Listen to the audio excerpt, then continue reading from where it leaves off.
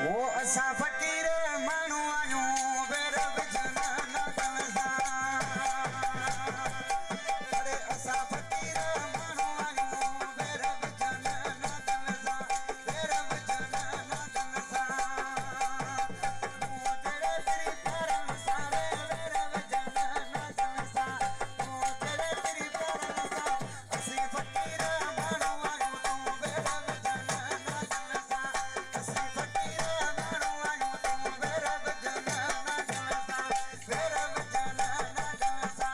असां फकीरनि ॿारनि सारे भैरव जन न कलसा असां तेरी तूं ॿारनि सां असां फकीर माण्हू आहियूं तूं भैरव जन न कलसा असां फकीर माण्हू आहियूं तूं भैरव जन न कलसा जी गोविंदा मुर्शिद खादम खोसो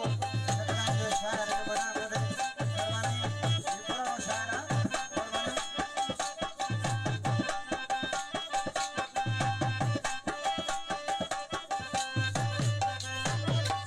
बता दी क्या व्यास पेड़ के सर में खाते थे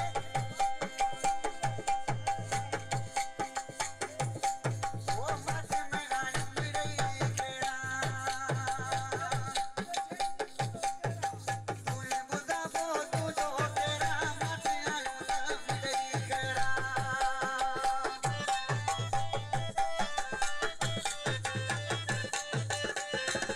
सरदारिया आज के दो गुजर भी जमा करी दो मुझे खबर पड़े थी और हल किसी क्या सके वो माथे में आयो मिरई खेड़ा वो तू जो भला जो बधाए तेरा असां फकीर माण्हू आहियूं भैरव जन न कलसा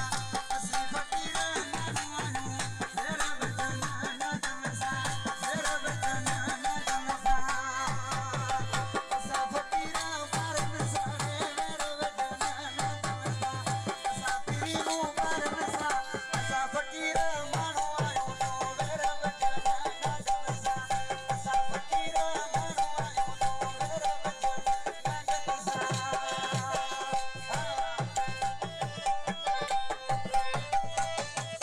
अञा ताईं लॻो पियो आहे बता दी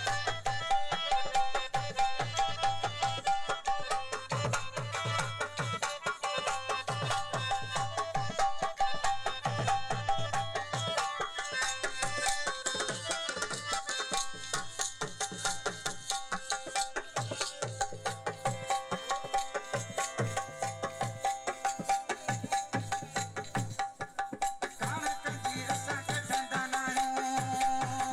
यार असां रखंदा आहियूं कान कंदी न कढंदा आहियूं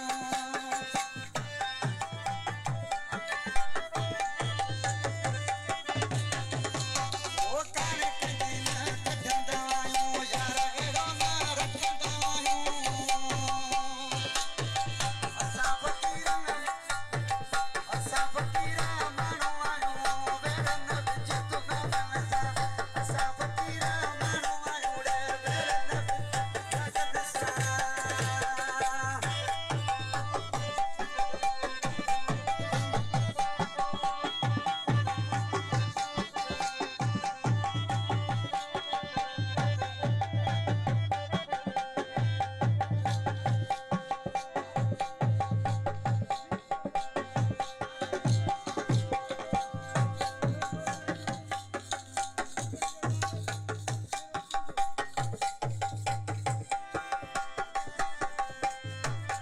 खोसो खादम खोसो जीत चवंदो